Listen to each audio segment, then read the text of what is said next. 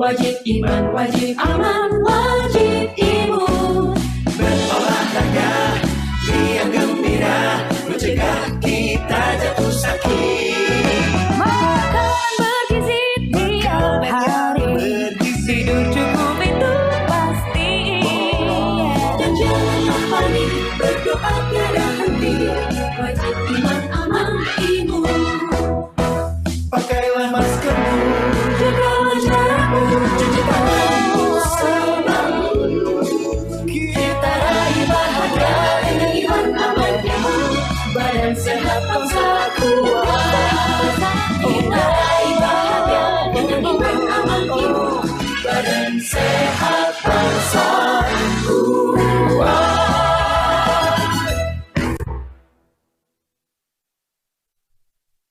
Saya Letnan Jenderal TNI Doni Monardo, Ketua Satgas Penanganan COVID-19, mengingatkan kita semuanya untuk tetap patuh kepada protokol kesehatan, memakai masker, menjaga jarak, dan dilarang berkerumun, serta mencuci tangan dengan menggunakan air yang mengalir dan sabun.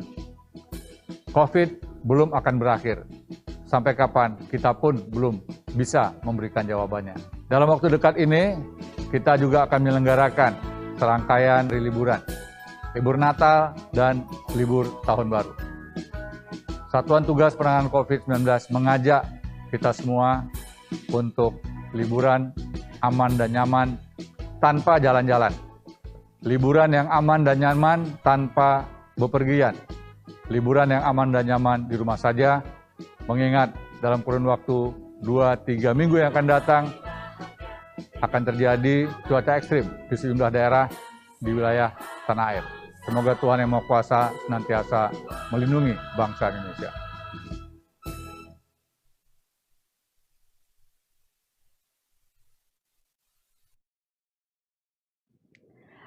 Halo pemirsa dan pendengar, senang sekali saya Anastasia Putri dapat hadir menemani Anda kembali hari ini. Semoga tetap sehat dan selalu semangat dalam beraktivitas.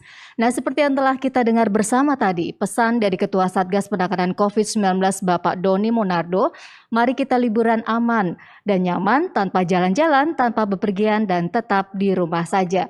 Serta jangan lengah dan lelah untuk disiplin menerapkan protokol kesehatan kapanpun dan dimanapun Anda berada. Jangan lupa pula untuk mengurangi kegiatan yang bisa berpotensi untuk menimbulkan kerumunan. Nah, tema dialog kita pada sore hari ini adalah evaluasi dan proyeksi penanganan COVID-19 yang disiarkan secara langsung dari Media Center Satuan Tugas Penanganan COVID-19 Graha BNPB Jakarta. Tahun 2020 merupakan tahun yang penuh tantangan bagi kita semua, khususnya di bidang kesehatan. Berbagai fasilitas kesehatan terus dioptimalkan untuk memenuhi pelayanan kesehatan. Namun peningkatan kasus positif dan aktif menyadarkan kita bahwa diperlukan kesadaran seluruh elemen masyarakat agar COVID-19 dapat terkendali.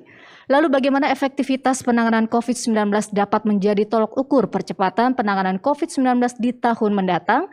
Telah hadir di studio sore hari ini sejumlah narasumber. Saya perkenalkan, yang pertama ada Majen TNI Dr. Tugas Ratmono selaku Koordinator Rumah Sakit Darurat COVID-19 Wisma Atlet. Apa kabar Dokter Tugas?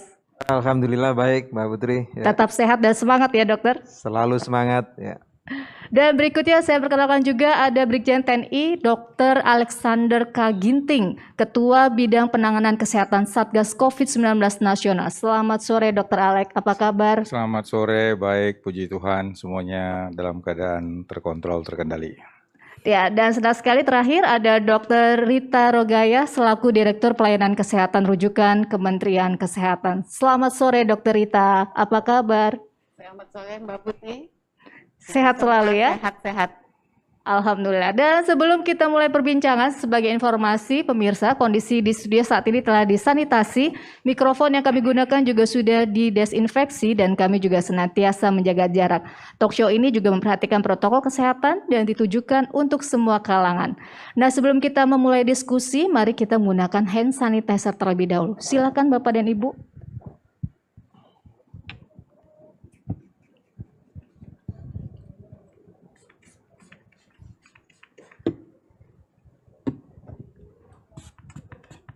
Baik, terima kasih. Pertama-tama saya mau bertanya ke Dr. Alek terlebih dahulu. Ini dokter, bagaimana sih sebenarnya blueprint penanganan COVID-19 di tahun 2020 ini? Ya, terima kasih pertanyaannya. Jadi seperti kita ketahui bahwa kita sudah menjalani pandemi ini sudah lebih 9 bulan. Dan sejak ditemukannya virus baru yang disebut dengan New Emerging Disease di Wuhan sejak Desember tahun 2019. Makanya disebut dengan COVID-19 karena ada 2019-nya. Dan ini sudah menjadi gerakan kita secara dunia dalam rangka menanggulangi COVID-19. Dia tidak hanya gerakan dari pemerintah, tapi juga untuk seluruh masyarakat dan semua elemennya. Sejak pandemi ditetapkan oleh Badan Kesehatan Dunia, WHO, pemerintah melalui Kementerian Kesehatan juga telah melakukan berbagai tindakan dalam rangka pencegahan. Yang pertama dilakukan sejak Maret dulu adalah melakukan pencegahan dan penangkalan dari seluruh bandara, udara, maupun pelabuhan laut yang ada di Indonesia yang berpotensi terjadinya imported cases. Kita ketahui kasus pertama itu muncul, ditemukan sekitar awal Maret. Pertama itu kasusnya itu dari Depok dan kemudian masuk dan ditegakkan diagnosisnya di RSPI Sulianti Suroso. Dan sejak itu secara beruntun kasus imported cases bertambah dan kemudian Kementerian Kesehatan mengaktifkan kantor kesehatan pelabuhan, melakukan pencegahan dan penangkalan, dan juga mereka yang baru datang dari luar negeri. Jadi bulan 3, bulan 4 itu semua adalah perjalanan dari luar negeri, baik oleh warga negara Indonesia maupun warga negara asing. Dan kita masih ingat juga bagaimana di Bali dilakukan berbagai isolasi dan kemudian pencegahan dan pemeriksaan. Dan di kala itu juga kita mengaktifkan seluruh laboratorium yang ada. Walaupun laboratorium masih terbatas, tapi laboratorium itu sudah bisa digunakan termasuk untuk pelayanan dan termasuk juga untuk surveillance. Dan seterusnya kita melakukan berbagai tindakan di masyarakat untuk menerapkan berbagai pencegahan termasuk menggunakan masker, menggunakan sanitizer dan menjaga jarak. Dan selanjutnya apa yang terjadi seiring dengan perkembangan global dan regional, bahwa penularan yang tadinya imported cases itu berubah menjadi penularan antara klaster dengan klaster yang ada di masyarakat. Dan kemudian ini berkembang seterusnya menjadi penularan di komunitas, ada transmisi lokal. Jadi apa yang menjadi concern pemerintah sekarang adalah bahwa penanggulangan infeksi ini tidak semata-mata hanya dengan menggunakan obat. Tidak juga dengan menggunakan pelayanan rumah sakit dan seterusnya. Tapi lebih bagaimana kita bisa memutuskan rantai penularan. Dan memutuskan rantai penularan itu adalah dengan menggerakkan tim surveillance. Tim surveillance ini bergerak untuk melakukan pelacakan kontak. Pelacakan kontak baik di daerah pedesaan maupun daerah perkotaan, di mana ada kasus terkonfirmasi itu dilacak. Dan mereka yang menjadi kontak erat, mereka diisolasi. Dan kemudian mereka yang bergejala dilakukan testing. Dan bila positif tentu diisolasi, kalau sakit dirawat di rumah sakit. Dan untuk pelayanan di rumah sakit, pemerintah juga menyiapkan rumah sakit rujukan dan perawatan. Dan untuk ini juga tentu pemerintah melalui Kementerian Kesehatan, Dinas Kesehatan tentu sudah bersiap. Dan selanjutnya bahwa masalah COVID-19 ini tidak semata-mata hanya oleh karena melakukan peperangan terhadap virus, tapi juga adalah bagaimana settingan penularan ini, memutuskan penularan ini adalah menjadi bagian dari perubahan perilaku. Oleh karena itu pemerintah mengatakan kata kunci untuk memutuskan rantai penularan yang masih terus berlangsung saat ini, bahkan juga kasusnya masih bertambah, adalah perubahan perilaku. Sepanjang perubahan perilaku itu menjadi bagian dari etos kerja masyarakat, maka kita bisa memutuskan rantai penularan. Perubahan perilaku ini penting, karena kalau di hulunya tidak bisa berhasil kita kerjakan dengan baik, maka dampaknya adalah rumah sakit menjadi penuh. Kemudian dokter-dokter menjadi bebannya menjadi kerja yang berat. Oleh karena itu masyarakatlah yang harus dewasa, bertanggung jawab untuk bisa memutuskan rantai penularan. Sepanjang kita tidak menularkan, maka penularan itu akan berhenti. Tetapi kalau kita menularkan antar sesama, maka penularan itu masih berlangsung. Demikian, Pak. Iya, tentunya tahapan demi tahapan dan juga penanganan itu terus disesuaikan dengan kondisi COVID-19 itu sendiri ya. Kalau kita lihat di luar negeri bahkan sudah ada muncul varian baru, kemudian ini yang harusnya terus menjadikan Satgas COVID juga harus terus responsif terhadap apa yang terjadi mengenai COVID-19 ini. Lalu apa evaluasinya? Jadi evaluasinya artinya bahwa pada saat ini di 34 provinsi itu sudah ada kesiapan dari Dinas Kesehatan baik yang tingkat provinsi, kabupaten, kota dalam penanggulangan COVID. Termasuk juga kesiapan rumah sakit. Dan kemudian juga pemerintah atas dasar instruksi Presiden sudah membentuk Satuan Tugas Penanganan COVID-19 yang mulai dibentuk organisasinya dari pusat sampai ke wilayah maupun ke daerah. Dan tentu ini adalah respons pemerintah bagaimana penanggulangan ini bisa berjalan dengan baik. Tapi pemerintah tidak bisa sendiri, harus mengikutkan masyarakat, harus ada public private sector engagement. Dan penanggulangan COVID-19 ini harus multisektoral. Oleh karena itu, TNI, Polri, Satpol PP, semuanya harus ikut terlibat untuk menjaga penularan ini supaya tidak berlangsung dan bisa kita lakukan isolasi. Baik, terima kasih Dr. Alex. Dan yang menarik juga di Wisma Atlet nih, Dokter Tugas, sudah hampir setahun Wisma Atlet digunakan untuk menangani sebagai rumah sakit rujukan pasien COVID-19. Apa saja evaluasi ya nih Dokter Tugas? Dan kalau kita tahu bahwa minggu lalu juga Pak Tugas sempat mengatakan bahwa tingkat keterisian Wisma Atlet saat ini sudah mencapai 71%, melebihi standar WHO yang hanya 50%. Bagaimana dengan tingkat keterisiannya sekarang? Ya, kalau kita lihat ya memang ini mulai dari berdirinya Wisma Atlet 23 Maret 2020 sampai saat ini ya. Ini memang begitu banyak problematik yang muncul tentunya di dalam pelayanan perumahsakitan dan di dalam rumah sakit itu sendiri sebagai rumah sakit darurat COVID-19. Jadi baik itu bagaimana pelayanan tentang ketersediaan tempat tidur, kemudian SDM, kemudian bagaimana sistem tata kelola, ini sangat banyak yang harus kita evaluasi. Tentunya ini menjadi suatu hal yang betul-betul kita harus siapkan untuk nanti tahun 2021. Saya kira banyak hal yang sudah kita evaluasi dan tentunya kita sudah antisipasi. Nah, saat ini laporan pagi tadi memang terlihat ya atau terdata laporan bahwa ketersediaan di tower 4, 6, 7 tower yang untuk melayani pasien-pasien yang bergejala ya. Bergejala di sana kita lihat 74,59%. Jadi memang ini di atas standarnya yang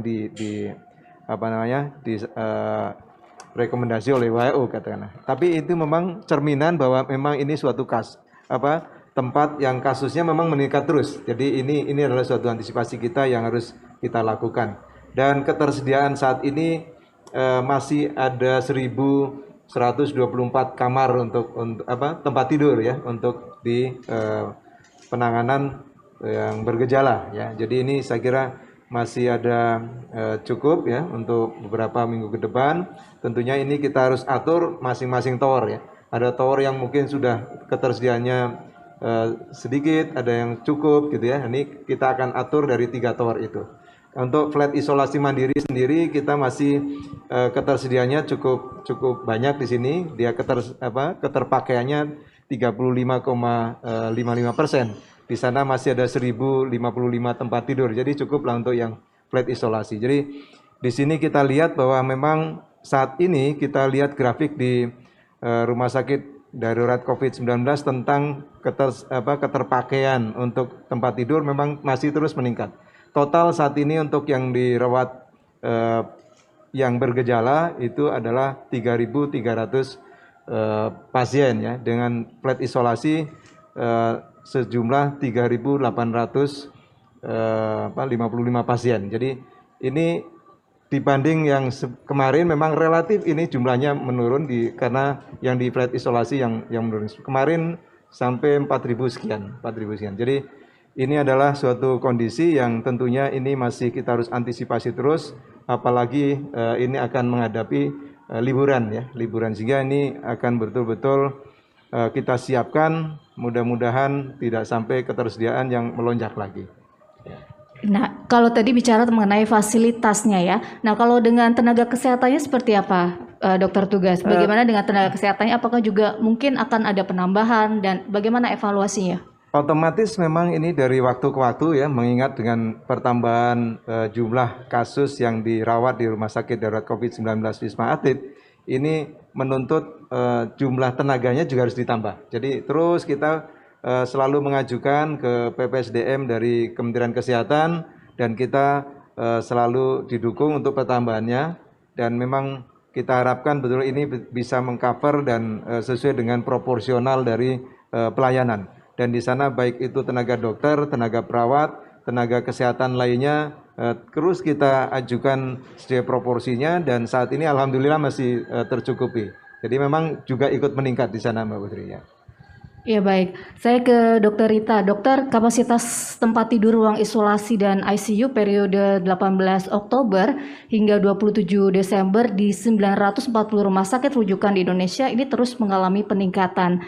Bahkan saat ini kita juga sedang menghadapi musim liburan yang hampir selalu ada peningkatan kasus di setiap kali momen ini. Apa saja persiapannya, dokter? Iya, Mbak Putri. Jadi kita ketahui saat ini kita memang tetap menambahkan ruang isolasi, kapasitas ruang isolasi. Seperti kita ketahui, kita sudah mempunyai 940 rumah sakit rujukan, tapi kami juga menghimbau kepada semua rumah sakit, baik itu rumah sakit pemerintah, TNI, Polri, ataupun swasta, yang mampu memberikan pelayanan untuk COVID, maka mereka juga memberikan pelayanan. Jadi kalau kita lihat jumlah tempat tidur isolasi ini dari bulan ke bulan sampai Desember ini penambahannya cukup signifikan. Kalau kita lihat dari bulan Agustus, September, Oktober itu penambahannya sekitar 2.000, 3.000, 5.000. Tapi pada bulan November ke Desember ini penambahannya sampai 10.000 tempat tidur. Jadi dalam kondisi seperti saat ini, ada libur Natal dan Tahun Baru, kami sudah mengantisipasi, kami sudah menyiapkan beberapa rumah sakit rujukan untuk menambah kapasitas tempat tidurnya menjadi 30% dari jumlah kapasitas yang ada, dan kami dari rumah sakit pemilikan Kementerian Kesehatan saat ini sudah menyiapkan tambahan tempat tidur isolasi di 35 rumah sakit di seluruh Indonesia berjumlah sekitar 1.300 tempat tidur, di mana di wilayah Jabodetabek kami sudah siapkan kurang lebih 500 tempat tidur isolasi termasuk ICU. Jadi kami juga sudah bekerja sama dengan dinas-dinas kesehatan agar semua menambahkan kapasitas tempat tidur, terutama di tempat provinsi-provinsi yang angka kasus COVID ini cukup tinggi. Penambahannya seberapa signifikan itu, dokter? Kalau kita lihat dari November ke Desember ini itu sudah ada pertambahan 10 tempat tidur 10.000 tempat tidur isolasi. Tapi saat ini kita ketahui jumlah pasien saat ini aja sudah meningkat. Kita takutkan setelah libur Natal dan Tahun Baru ini ada peningkatan lagi, karena pengalaman dari libur yang lalu setelah liburan panjang itu meningkat 30-40%. Mudah-mudahan libur Natal dan Tahun Baru ini tidak terjadi. Tapi kami sudah siapkan kemungkinan hal-hal yang bisa terjadi, maka kami sudah lakukan antisipasi, kami sudah membuat surat edaran kepada seluruh dinas kesehatan dan rumah sakit untuk memperhatikan kapasitas tempat tidur isolasinya. Kami harapkan mereka menyiapkan 30% dari jumlah tempat tidur yang ada di rumah sakitnya. Memang kalau dilihat ke penggunaan tempat tidur isolasi ini di seluruh Indonesia, kalau kita ambil rata-rata, ini angkanya meningkat terus. Kalau kita lihat di awal November, penggunaan itu kalau di rata-rata kan masih sekitar 42%. Di akhir November meningkat lagi menjadi sekitar 52%. Saat ini kalau dilihat secara umum maka penggunaannya sudah mencapai 63%. Jadi memang kita harus waspada, sehingga kami dari Kementerian Kesehatan sudah menghimbau kepada seluruh dinas kesehatan dan rumah sakit yang di bawah Kementerian Kesehatan supaya secepat mungkin menambahkan tempat tidur isolasi. Ini termasuk untuk yang fasilitas isolasi mandiri ya dokter? Isolasi mandiri itu bukan di rumah sakit. Isolasi mandiri, jadi kami menghimbau dinas kesehatan juga di tempat masing-masing, kalau ada kasus yang ringan maka jangan dibawa ke rumah sakit. Rumah sakit itu digunakan untuk yang memerlukan kasus berat, sedang, atau yang kritis. Jadi kami menghimbau di dinas kesehatan Pemda setempat mempunyai tempat untuk menampung kasus ringan yang tidak bisa melakukan isolasi di rumah, maka disiapkanlah tempat penampungan. Sehingga rumah sakit hanya menampung khusus untuk kasus berat, sedang, ataupun kritis. Ini sangat penting supaya rumah sakit jangan tempat isolasinya digunakan untuk kasus yang ringan yang sebetulnya bisa ditampung di tempat penampungan yang bisa disiapkan oleh Pemda. Baik, saya ke Dokter Alek lagi, Dok. Ini sudah memasuki bulan ke-10, kasus positifnya ini justru semakin meningkat. Apa sih sebenarnya sedang terjadi ini, Dok? Ya, ini menjadi pergumulan kita semua. Karena upaya pemerintah juga tidak ada henti-hentinya supaya penurunan kasus ini bisa tercapai. Bahkan tujuan kita juga adalah untuk menghentikan penularan. Tapi apa yang terjadi bahwa kasus penularan itu yang tadi awalnya imported cases, kemudian muncul klaster-klaster, sekarang juga muncul transmisi lokal bahkan di komunitas. Artinya bahwa di hulu ini rakyat, masyarakat, kepatuhannya masih rendah. Jadi perlu kepatuhan itu ditingkatkan dan kalau perlu ada penindakan disiplin sehingga mereka yang tidak menjaga jarak, mereka yang tidak cuci tangan, dan mereka yang tidak pakai masker tentu perlu diingatkan. Dan antara sesama masyarakat itu harus perlu saling mengingatkan bagi mereka yang berkerumunan, tidak cuci tangan, dan kemudian tidak menggunakan masker. Karena sepanjang ini ditabrak, dilanggar, maka penularan itu akan masih berlangsung. Dan kalau penularan itu sudah ada di komunitas, kita tidak bisa tahu lagi siapa yang sudah positif, siapa yang tidak. Tapi tiba-tiba saja ada yang bergejala datang ke rumah sakit. Saya setuju dengan apa yang disampaikan oleh Dr. Rita Rogaya, bahwa yang sedang dan berat tentu yang masuk ke dalam wilayah rumah sakit. Yang ringan tentunya ini bisa kita lakukan mendidik masyarakat untuk mengenali gejala. Jadi pengenalan gejala ini penting. Jadi dengan mengenali secara dini, misalnya dia batuk pilek atau punggungnya panas dingin, pegal linu, dia sudah tahu. Lebih bagus lagi kalau si masyarakat ini mengenali bahwa dia kontak erat. Artinya dia tahu 2 minggu ini dia berkontak dengan seseorang, yang seseorang itu di mana sekarang sedang sakit atau sedang isolasi mandiri. Sehingga masyarakat harus perlu memang diedukasi. 1, kenali gejala. 2, dia harus mengenali kontak erat bila mana ada gejala di dalam diri dia. Dan untuk memutuskan rantai penularan itu kembali kepada masyarakat. Kalau masyarakat tidak terbeban, maka rumah sakit akan penuh. Kalau rumah sakit akan penuh, itu bebannya ada di suster, ada di perawat, ada di dokter. Dokter dan perawat itu sudah 10 bulan ini. Kurang tidur, bekerja terus, bahkan menghadapi resiko. Resiko untuk sakit, bahkan resiko untuk gugur dan wafat. Sehingga kita harus menaruh rasa prihatin, solidaritas, dan apresiasi kepada perawat, kepada dokter yang sudah bekerja berhari-hari, siang dan malam. Untuk kita mengapresiasi mereka, tentu kita harus menjaga diri kita. Kalau kita menjaga diri kita, berarti kita menyayangi diri kita. Kalau kita menerapkan protokol kesehatan di diri kita, berarti kita menyayangi istri, anak, saudara, dan teman kita. Inilah yang harus memang diterapkan di masyarakat. Satu-satunya yang bisa memutuskan rantai penularan itu kalau masyarakat itu tidak saling menularkan. Sepanjang dia saling menularkan, virus itu masih terus beredar. Jadi sebagaimana tadi yang dipertanyakan, memang akhirnya memang rumah sakit meningkat kebutuhannya, tempat tidur harus ditambah, tapi sampai kapan? Sampai kapan tempat tidur harus ditambah? Sampai kapan itu rumah sakit semua menjadi rumah sakit COVID? Padahal masyarakat kita masih ada yang sakit karena penyakit non-COVID. Oleh karena misalnya mau melahirkan, kena tuberkulosis, hipertensi, diabetes, yang perlu juga berobat ke rumah sakit. Jadi memang masyarakat sendirilah yang harus bekerja untuk mendisiplinkan dirinya sehingga pemutusan rantai penularan ini bisa berjalan dengan baik. Demikian mungkin yang bisa saya sampaikan. Iya, kalau tadi betul sekali kata Dokter Alex. Jadi jumlah pasien bertambah berarti kebutuhan tenaga kesehatan juga ikut bertambah. Nah, kalaupun pemerintah menambah fasilitas dan tenaga kesehatan, tapi jumlah pasien juga terus bertambah, pasti tidak akan pernah ada titik akhirnya. Kurang lebih seperti itu ya, Dok. Nah, ini bagaimana menyikapi fenomena ini?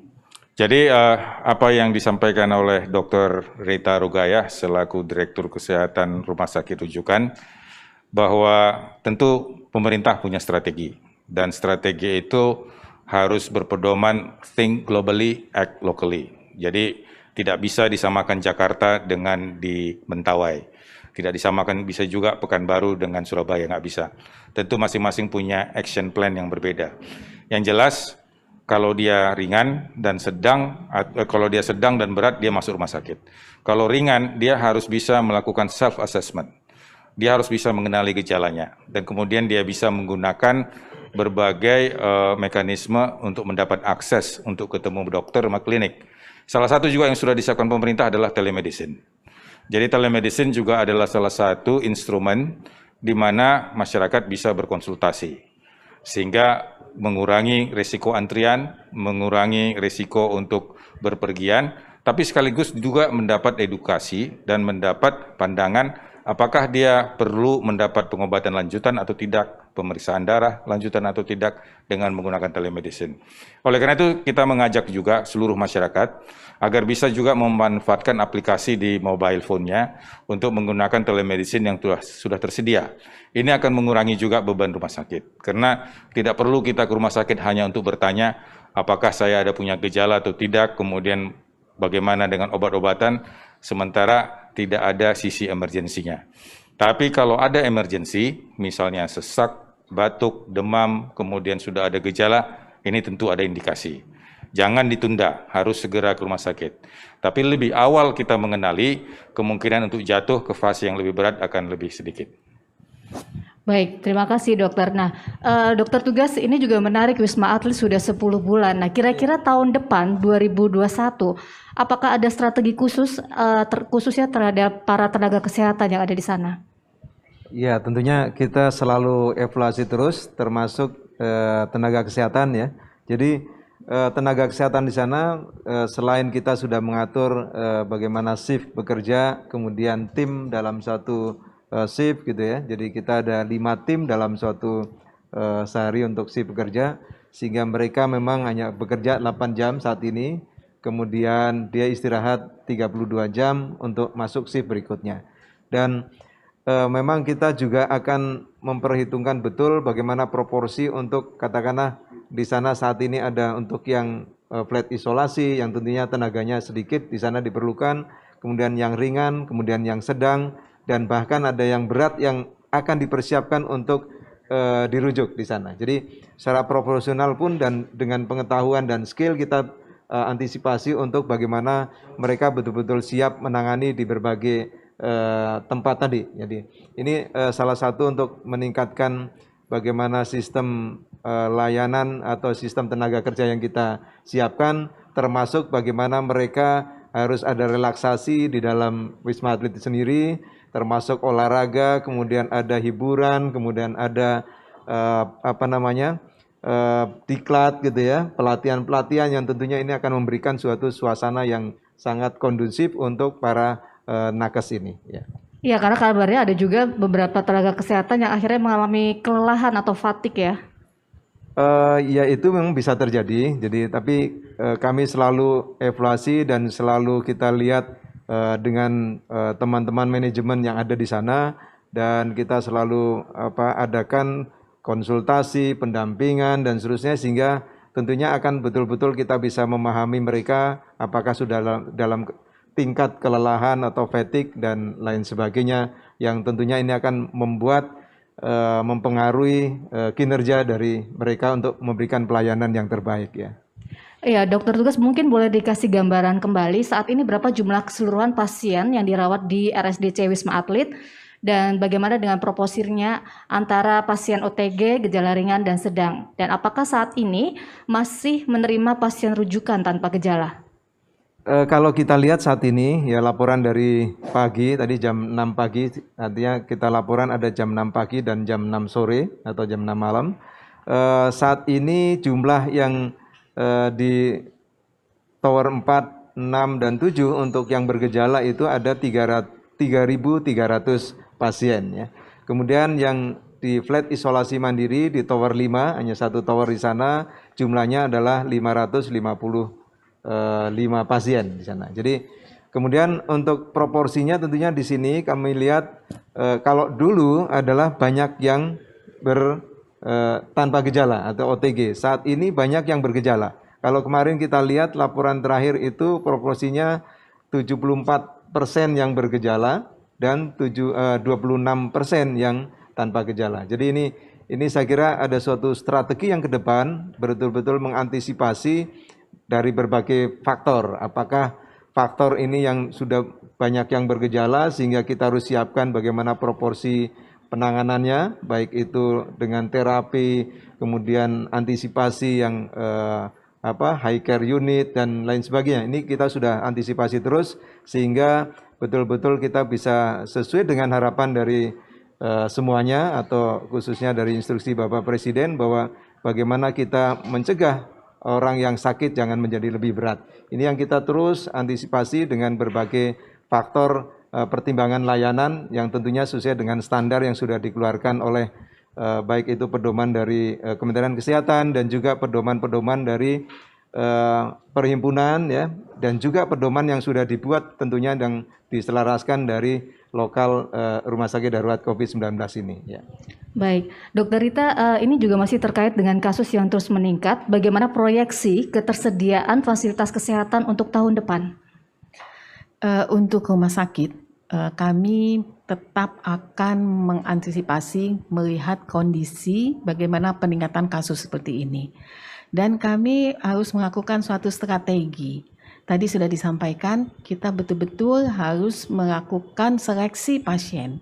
Sehingga pasien yang masuk ke rumah sakit betul-betul memang membutuhkan perawatan untuk kasus yang sedang, berat, dan kritis. Ini memang perlu kerjasama dengan Dinas Kesehatan, dengan Satgas setempat, sehingga semua bisa tertangani dengan baik. Karena bagaimanapun rumah sakit saat ini tetap harus memberikan pelayanan untuk COVID, dan juga kita harus perhatikan seperti disampaikan oleh Dr. Alex, kita juga harus memperhatikan pelayanan-pelayanan non-COVID. Jadi pelayanan-pelayanan esensial yang memang harus diberikan itu juga harus menjadi perhatian kita. Sehingga kita memang harus melakukan suatu strategi sehingga pelayanan COVID dengan kasus yang semakin meningkat ini tetap bisa diberikan pelayanan dengan baik, dan pelayanan non-COVID juga kita tidak boleh tinggalkan. Jadi strategi yang utama adalah bagaimana dengan gejala yang ringan jangan masuk rumah sakit. Kemudian kita juga mau memberikan edukasi, tadi sudah disampaikan oleh Dr. Alex, kalau ada keluhan tidak boleh dianggap enteng. Karena jangan datang dengan kondisi yang sudah berat. Ini juga menjadi masalah karena nanti yang datang ke rumah sakit kasus berat kritis, ini juga akhirnya ruang ICU yang diminta itu cukup tinggi. Jadi memang kesadaran masyarakat untuk mengetahui gejala penyakitnya itu sangat penting. Jangan terlambat datang ke fasilitas kesehatan. Ya, itu pesan yang menarik dari Dokter Rita, termasuk salah satunya bagaimana Dok nih koordinasi dengan Pemda terutama dalam penyediaan fasilitas isolasi mandiri. Kami memang bekerja sama dengan Dinas Kesehatan dan berkoordinasi dengan Satgas karena untuk membangun tempat untuk yang isolasi mandiri ini memang harus kerjasama lintas sektoral. Tidak bisa hanya dinas kesehatan saja. Dan ini Satgas dengan Pemda setempat itu memang harus bekerja sama bagaimana kita membangun suatu tempat, mungkin contoh yang di setiap wilayah mungkin berbeda-beda, ada yang menyediakan rumah atau rumah sakit lapangan, ada yang menyiapkan hotel, ada yang menyiapkan wisma, ada yang menyiapkan pusat latihan yang memang tidak digunakan. Itu bisa dimanfaatkan untuk isolasi mandiri. Jadi itu bisa disesuaikan di kondisinya masing-masing. Belum tentu semua mampu punya tempat isolasi seperti Wisma Atlet. Jadi memang disesuaikanlah dengan kondisi masing-masing. Baik. Untuk Dr. Alex, sebanyak 507 tenaga medis meninggal karena COVID-19 per 28 Desember 2020 dan 96 diantaranya meninggal pada bulan Desember yang merupakan yang terbanyak. Bagaimana mengantisipasinya pada jumlah kasus positif ini terus mengalami peningkatan? Ya, jadi ya kita memang prihatin dan turut berduka cita juga atas wafatnya dan gugurnya 507 tenaga medis termasuk dokter dan perawat dalam rangka menanggulangi secara langsung ataupun tidak langsung mengenai penyakit COVID-19 ini. Sebagaimana kita ketahui memang bulan Desember terjadi peningkatan yang cukup signifikan, tapi peningkatan ini juga seiring juga dengan naiknya jumlah kasus yang positif dan juga mereka yang dirawat di ICU maupun di ruang isolasi. Artinya ini kita lihat bisa juga ada hubungannya dengan beban kerja. Jadi beban kerja dia di saat dia melayani COVID atau beban kerja di mana dia melayani pasien tapi di sekitarnya juga ada COVID. Karena tidak semua yang meninggal ini melayani langsung, tapi dia melayani penyakit lain. Tapi di samping dia melayani penyakit lain, dia juga punya risiko untuk terinfeksi. Kemudian juga faktor yang terjadi adalah komorbiditas. Jadi dalam rangka menurunkan mortalitas, menurunkan angka kematian, kita juga harus memanage komorbidnya, penyakit penyerta. Bahwa kita sebagai manusia masing-masing punya penyakit penyerta, ada yang punya, ada yang tidak. Misalnya ada punya asma, ada yang punya diabetes, hipertensi. Ini harus dimanage dengan baik. Karena dengan adanya penyakit penyerta, ini membuat resiko untuk penanggulangannya di rumah sakit lebih berat. Dan yang berikut juga yang menjadi himbauan kita dalam rangka menurunkan angka mortalitas adalah bahwa dokternya itu harus membagi waktu kerjanya dengan proporsional. Yang kedua, dokternya juga dan perawatnya harus memperhatikan usia. Yang ketiga, dokter dan perawatnya juga harus memperhatikan faktor komorbiditas. Ini semua berpengaruh. Dan yang ketiga, masyarakat harus juga punya peran sentral. Kalau masyarakat berhenti melakukan penularan, maka yang sakit berkurang, maka beban rumah sakit juga akan berkurang, beban dokter juga akan berkurang. Jadi inilah yang kita sampaikan. Jangan sampai nanti di suatu ketika kita tidak peduli, lama-lama nanti dokter dan perawat kita akan berkurang satu persatu oleh karena sakit ataupun tidak berani lagi untuk melayani. Tapi kita memberikan apresiasi karena sampai saat ini dokter dan perawat masih setia untuk bekerja di rumah sakit, masih setia untuk menunaikan tugas dan panggilannya untuk menjalankan tugas-tugas kemanusiaan. Ini yang kita lihat, tapi tetap menjaga imunitas, tetap harus aman, dan tetap juga kita harus beriman. Ini mungkin. Ya, mungkin Dr. Alex juga punya pesan atau himbauan untuk menutup akhir tahun 2020 ini untuk masyarakat? Ya, tugas kita untuk menanggulangi COVID-19 dengan iman, aman, dan imun kita tanggulangi bersama-sama sehingga kita bisa menghentikan pandemi ini sesuai dengan waktunya. Baik, terima kasih. Iman, aman, dan imun. Ya. Nah, kalau Dr. Rita, singkat saja Dr. Rita kira-kira himbauan untuk penyedia fasilitas kesehatan dalam penanganan pandemi COVID-19 ini apa? Ya, saya hanya menyampaikan untuk penyedia fasilitas kesehatan, walaupun kita ketahui kita harus meningkatkan tempat tidur isolasi, tapi kita tetap berpegang menjaga semua tenaga kesehatan kita terlindungi, sehingga mereka dapat bekerja dengan aman, sehingga semua yang diberikan menjadi baik dan mereka semua terlindung. Jadi yang utama adalah kita tetap memberikan pelayanan, tapi tetap rambu-rambu yang harus dijalankan sebagai protokol di fasilitas kesehatan harus dijalankan, sehingga tenaga kesehatan harus kita lindungi dengan baik. Baik, terima kasih Dokter Rita. Dan terakhir untuk dokter tugas, apa himbauan untuk masyarakat dalam menyikapi libur akhir tahun? Dan juga untuk para tenaga kesehatan yang sudah selama 10 bulan terakhir ini terus berjuang dalam menangani pasien. Ya, seperti disampaikan oleh Dr. Alex tadi bahwa kita harus iman, aman, imun gitu ya. Dan mari sama-sama seluruh komponen masyarakat untuk paling tidak amannya tadi. Jadi dengan melaksanakan disiplin protokol kesehatan, jaga jarak, pakai masker gitu ya, cuci tangan, dan itu harus dilakukan secara konsisten. Dan tadi harus kenali dengan baik supaya betul-betul bisa terhindar dari COVID-19 ini. Dan untuk tenaga kesehatan tentunya mari selalu dengan ikhlas, dengan sabar, dan ini adalah tugas mulia, dan tetaplah gembira, tetaplah bahagia untuk memberikan pelayanan terbaik pada pasien-pasien yang terkonfirmasi COVID-19. Baik, terima kasih Dokter Tugas, Dokter Rita dan Dokter Alex. Tiba saatnya kita di penghujung acara. Semoga bincang-bincang kita pada sore hari ini bermanfaat untuk kita semua. Mari kita liburan aman dan nyaman, tanpa jalan-jalan, tanpa bepergian, dan tetap di rumah saja. Serta jangan lupa untuk selalu memakai masker, menjaga jarak dan menghindari kerumunan, mencuci tangan pakai sabun dengan air yang mengalir. Ingat pesan Ketua Satgas COVID-19 Bapak Doni Monardo, apa yang kita lakukan agar disiplin dan patuh memakai masker, menjaga jarak dan menghindari kerumunan serta mencuci tangan belum sebanding dengan beratnya perjuangan dokter dan tenaga kesehatan yang merawat pasien di rumah sakit. Mereka yang mengabaikan protokol kesehatan sehingga menimbulkan korban jiwa bukan hanya dimintai pertanggungjawaban di dunia tetapi juga di akhirat. Saya akhiri talkshow kita sore hari ini. Saya Anastasia Putri bersama tim yang bertugas dan para narasumber pamit undur diri. Selamat sore dan sampai jumpa. Terima kasih.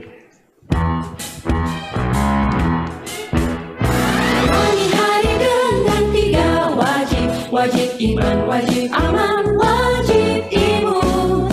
Berolahraga, riang gembira, mencegah kita jatuh sakit. Makan bergizi tiap hari, tidur cukup itu pasti. Dan janganlah panik, berdoa tiada henti. Wajib iman, aman, imun. Pakailah maskermu, jagalah jarakmu, cuci tanganmu selalu. Kita raih bahagia dengan iman, aman, imun. Badan sehat, bangsa kuat. Kita raih bahagia dengan iman, aman, imun. Badan sehat.